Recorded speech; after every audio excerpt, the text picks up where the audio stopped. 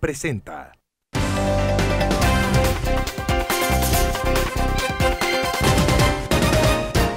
Muy buenas tardes, queridos amigos, bienvenidos a Vladimir a la Una. Hoy vamos a tener como invitado al dirigente del Partido Socialista Unido de Venezuela, Francisco Torrealba, integrante de la Asamblea Nacional Constituyente. Antes de presentarlo, quiero hacer mi comentario de todos los lunes y quiero referirme pues a la expectativa que hay con respecto al día 23 de febrero, día en el cual, según han anunciado dirigentes de la oposición, va a ingresar a Venezuela un cargamento de ayuda humanitaria.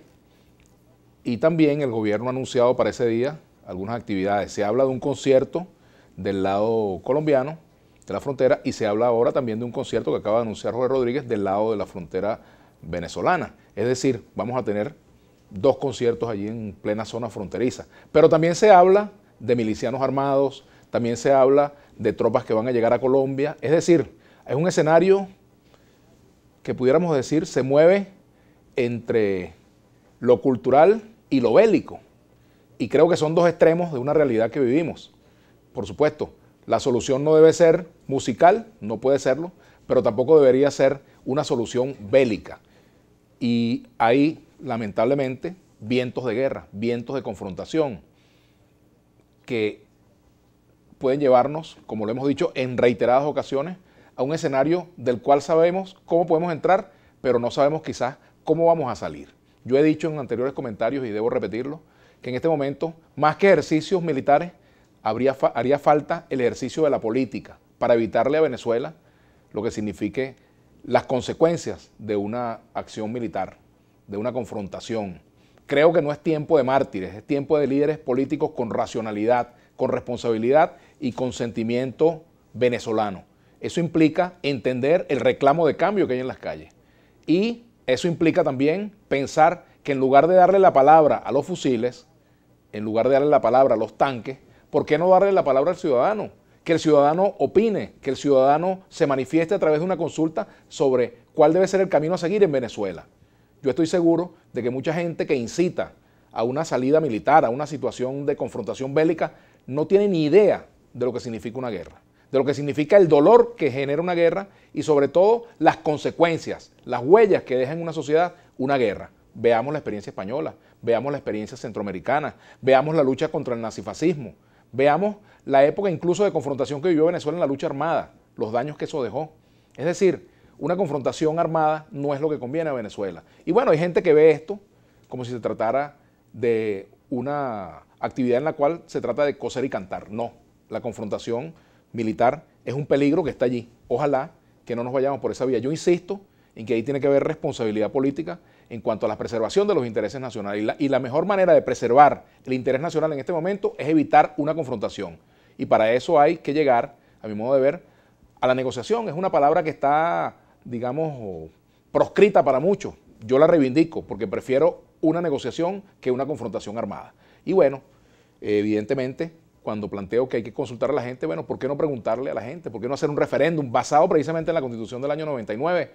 Que bueno, es nombrada por todos, pero aplicada por muy pocos o por casi nadie en este país. Así que hago ese llamado y que bueno, tengamos en este momento, cuando estamos a pocos días de esa fecha, del 23 de febrero, tengamos la suficiente sindéresis, frialdad y sobre todo responsabilidad de actuar en el bien de nuestro país. Y por supuesto buscando soluciones, porque no se trata de que todo quede igual, se trata de promover que el ciudadano opte por la mejor manera de conducir los cambios en Venezuela. Hasta aquí mi comentario de hoy. Bueno, y le doy la palabra y la bienvenida a Francisco Torrealba. Gracias por la amabilidad de haberme invitado. Bueno, gracias por venir. No sé si tienes algún comentario sobre el comentario.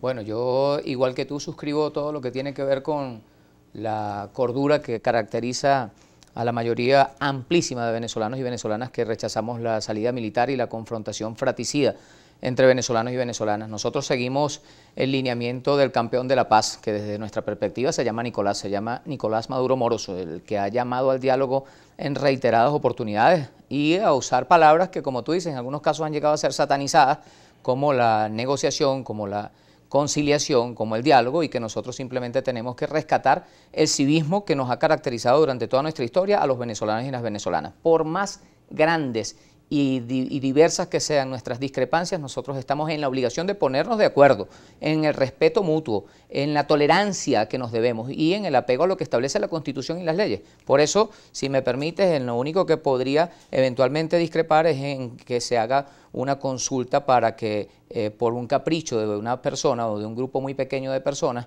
se lleve a una nueva elección, o sea, porque nosotros no podemos llegar a la situación en que en Venezuela solamente sean válidas las elecciones que gane la derecha. Nosotros no podemos llegar a una situación en que en Venezuela solamente sean válidas las elecciones donde yo salgo victorioso y si el otro me gana, entonces puedo decir que es un fraude, puedo decir que se trata de una estafa. Yo creo que aquí tenemos que llegar al punto, Vladimir, donde todos estemos de acuerdo en respetar, como es la regla de oro de la democracia, la voluntad y la decisión de las mayorías. Y ese respeto a la voluntad y a la decisión de las mayorías, en el caso de la elección presidencial, ya se expresó, fue el 20 de mayo del año 2018, y en esa elección presidencial, que nosotros no sabemos por qué razón no se postuló este joven que hoy hace las veces de usurpador con el apoyo de los Estados Unidos de Norteamérica y que nadie ha elegido como presidente, ni lo aceptamos como presidente, porque nosotros estamos acostumbrados a votar para elegir los presidentes. No estamos acostumbrados ni nos acostumbraremos nunca a que los presidentes en Venezuela los impongan desde la Casa Blanca el presidente de turno en Washington. Entonces, sobre eso yo creo que tenemos la obligación de seguir dialogando, de seguir conversando, y me preocupa mucho, sigo dentro del comentario que tú hacías para la introducción de la entrevista, me preocupa mucho que ahora con cierta periodicidad se le vienen imponiendo fechas límites a los ciudadanos y ciudadanas, como con la idea de mantenernos en una campaña de psicoterror colectivo. Eso así lo veo yo, que la derecha venezolana intenta mantener al pueblo venezolano aterrorizado, diciendo, bueno, si es el 23 de enero nos invade los Estados Unidos de Norteamérica, si no nos van a invadir el 14 de febrero, creo que no lo mencionaron entre las fechas de posibles invasiones, pero ahora están hablando del 23 de febrero. Y por cierto, nadie habla de los 30 días que se le vencieron en el supuesto negado de que se hubiera decretado un vacío, una falta absoluta del presidente. Nadie habla de los 30 días entre los cuales tendría que haber elecciones, y eso también nos tiene que despertar una gran preocupación, porque yo quiero ratificarte a ti y a los usuarios y usuarias que nos sintonizan a esta hora, que en Venezuela no hay espacio para nuevos dictadores. Llámense como se llamen, así sean jóvenes y con apellido Guaidó o sean viejos con el apellido que le quieran poner. No aceptamos ningún tipo de dictaduras en Venezuela y no reconocemos como presidente a nadie que no haya sido producto de la elección universal, directa y secreta de los venezolanos y las venezolanas. No el que quieran en Estados Unidos, sino el que queramos en Venezuela. Es evidente que más allá de la interpretación que puedas tener tú de las elecciones del 20 de mayo, o la que pueda tener yo o cualquier otro ciudadano, esas elecciones no resolvieron el conflicto político. Y hay una situación hoy donde, digamos, el descontento se ha expresado en las calles. ¿Qué solución se le puede dar al descontento? ¿Cuál es la respuesta que se le puede dar a ese descontento? No, aquí no ha pasado nada y solamente conversar y listo. Yo no veo eso tan fácil hoy. Bueno, la verdad que es que nadie en su sano juicio podría decir que estamos en una situación sencilla. La verdad es que estamos en una muy compleja situación. La verdad es que nosotros tenemos que seguir buscando los caminos para que se pongan por delante los intereses del país. Y ojalá que esta coyuntura, que es muy crítica, en la que nos encontramos, que plantea algo que no se ha revisado como posibilidad cierta en los últimos años, que es una intervención militar armada de una potencia extranjera para tratar de imponernos a un dictador. En eso estamos ahorita, luchando frente a eso, luchando por nuestro derecho a la libre autodeterminación. Ojalá que esta coyuntura nos permita sentarnos con la derecha sensata, que yo estoy seguro que existe en Venezuela, con la oposición consciente y patriótica y nacionalista, que estoy seguro que existe en Venezuela, para ponernos de acuerdo sobre los grandes intereses del país. Y cuando los grandes intereses del país se pongan por delante, no importa si manda a la derecha o manda a la izquierda, sino que importan los intereses del país, que es en este caso los que defienden la revolución bolivariana, las conquistas que ha alcanzado el pueblo venezolano y el derecho a ser presidente del compatriota bolivariano trabajador Nicolás Maduro Moros, que es comandante en jefe de la Fuerza Armada Nacional Bolivariana y que fue electo por los venezolanos y las venezolanas. Otro no ha sido electo. Al regreso me gustaría que comentaras lo siguiente: así como tú dices que Guaidó es un dictador, perdón, también hay sectores de la oposición que califican a Maduro o al presidente Nicolás Maduro de dictador. Me gustaría que al regreso comentáramos sobre eso. Por ejemplo, una buena forma de demostrar que no se es dictador, que no se está aferrado al poder por capricho y no se está de espaldas a lo que quiera el país, es preguntarle si se quiere o no continuar. Una especie de emparan del siglo XXI. Vamos a la pausa y comentamos eso. Ya venimos. Bueno, precisamente esas cosas.